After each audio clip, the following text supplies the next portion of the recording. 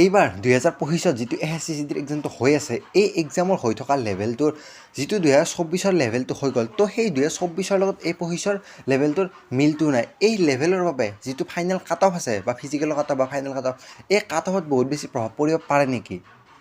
নমস্কাৰ আশা কৰোঁ আপোনালোক সকলো ভালে আছে তো আজি আমি কথা পাতিম SSC যিটো এক্সামটো চলি আছে এই চলি থকা এক্সামটোৰ যিবিলাক কুৱেশ্যনৰ যিবিলাক লেভেল আছে সেই কুৱেশ্যনৰ লেভেলবিলাকৰ ওপৰত আজি আমি কথা পাতিম চাওক আপোনালোকে যিসকলে নিশ্চয় ইতিমধ্যে পৰীক্ষা দিলে তো আপোনালোকে নিশ্চয় গম পাইছে যে এইবাৰ যিটো এক্সামৰ লেভেলটো এই এক্সামৰ লেভেলটো আমি যিটো 2024 যিটো যোৱাবাৰ দিছিলোঁ সেই 2024 লেভেলটো এইবাৰ লেভেলটো কুৱেশ্যনৰ লেভেল কুৱেশ্যন পেটাৰ্ণৰ যিটো লেভেল আছে সেই কুৱেশ্যন পেটাৰ্ণৰ লেভেলটো একদমেই মিল নাই যোৱাবাৰ যেনেকুৱা কুৱেশ্যন আমি পাইছিলোঁ এইবাৰ কুৱেশ্যনবিলাক মানে ডিফাৰেণ্ট কিছু ক্ষেত্ৰত ডিফাৰেণ্ট তো ডিফাৰেণ্ট কেনেকুৱা টাইপৰ আছে চাব 4টা পাৰ্ট থাকে টোটেল 4টা পাৰ্ট ৰিজনিং হিন্দী ইংলিছ বা জিকে জিএছ আৰু এটা মেথছৰ এতিয়া যিটো ৰিজনিং আছে ৰিজনিং আমি যেতিয়া দিছিলোঁ 2024 সেইটো তো সেইবাৰ ৰিজনিং ইজি আছিল এইবাৰো ৰিজনিং যদি আমি ক'বলৈ যাওঁ 2025 ৰিজনিং ইজি আছে কিন্তু এইবাৰ আকৌ ৰিজনিঙৰ ইজি যদিও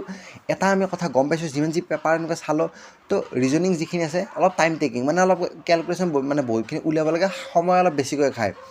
হিন্দী যোৱাবাৰো ইজি আছিল এইবাৰো হিন্দী ইজি আছে যিটো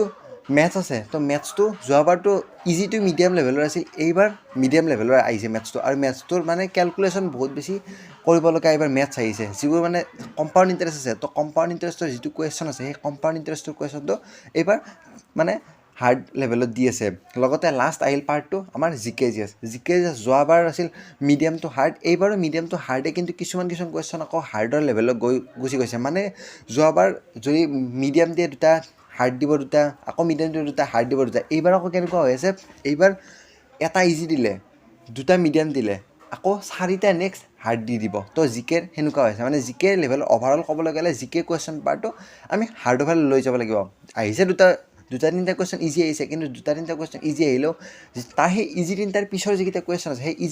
ইজিকেইটাৰ পিছৰ কুৱেশ্যনকেইটা বহুত বেছি হাৰ্ড লেভেলৰ দেখিবলৈ পোৱা গৈছে আৰু মেইন কথা হ'ল আমাৰ SSC জিডিত বাৰু মানে 60 মিনিটৰ সময় পায় 60 মিনিট মানে 1 ঘণ্টাৰ সময় পায় যি 80টা কুৱেশ্যন তো 80টা কুৱেশ্যন 1 ঘণ্টাত কৰা ইমান বেছি সহজ কথা নহয় এতিয়া চাব পাৰে যি মই ক'লোঁ ৰিজনিং আৰু মেথছৰ তো ৰিজনিং আৰু মেথছৰ কেলকুলেশ্যন মানে অলপ বেছিকৈ কৰিবলগীয়া আহিছে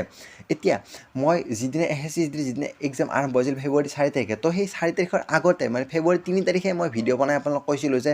আপোনালোকৰ মানে পৰীক্ষাত আপোনালোকে মেথছটো আৰু ৰিজনিংটো প্ৰথমতে টাচ নকৰিব যদি সেই দুটা প্ৰথম টাচ কৰে আপোনালোকৰ টাইমত মানে সেই হ'ব প্ৰব্লেম হৈ যাব লাষ্টত মানে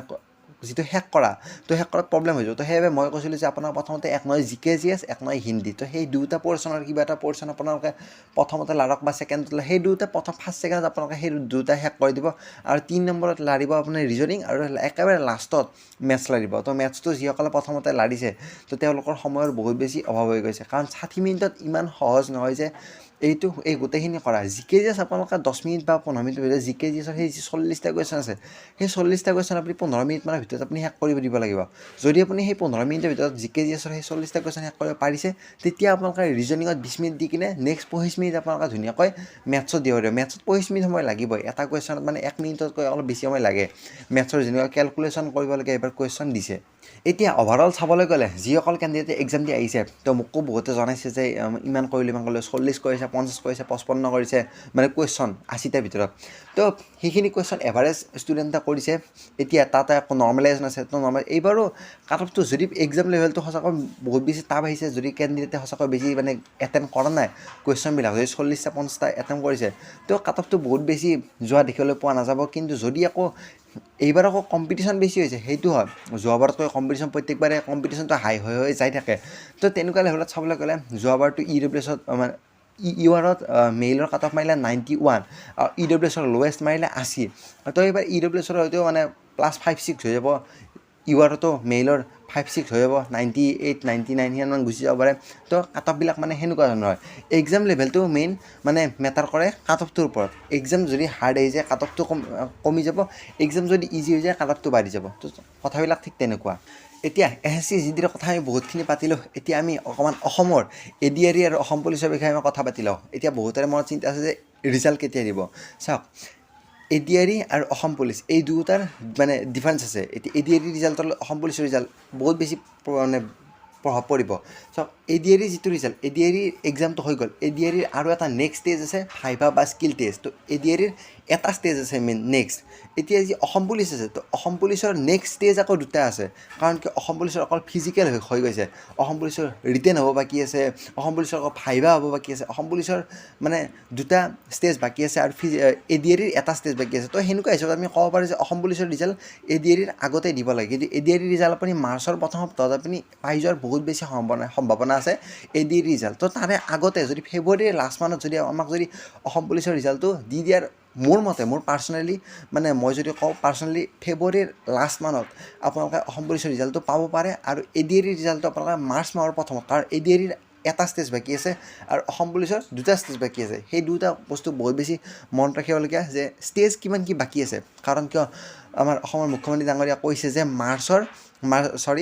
মে'ৰ 10 তাৰিখে, তো মে'ৰ 10 তাৰিখে মিলাব লাগিব, সিফালে মাৰ্চৰ মাহতো আছে আৰু এপ্ৰিলৰ মাহতো আছে, সেই দুটাত মিলাব লাগিব। ফাইনেল ৰিজাল্ট আহি যাব লাগিব এপ্ৰিলৰ লাষ্ট মানত। তো এপ্ৰিলৰ লাষ্টত ফাইনেল ৰিজাল্ট যেতিয়া অসম পুলিচৰ ৰিজাল্ট যেতিয়া আহিব, তেতিয়াহে মে'ৰ 10 তাৰিখে ৰিজাল্ট মানে এপইণ্টমেণ্ট দিব পাৰিব খানাপাৰাত। তো কথাবিলাক সেনেকুৱা, ADREতকৈ অসম পুলিচৰ ৰিজাল্টটো অলপমান আগতে অহাৰ সম্ভাৱনা আছে মোৰ হিচাপত।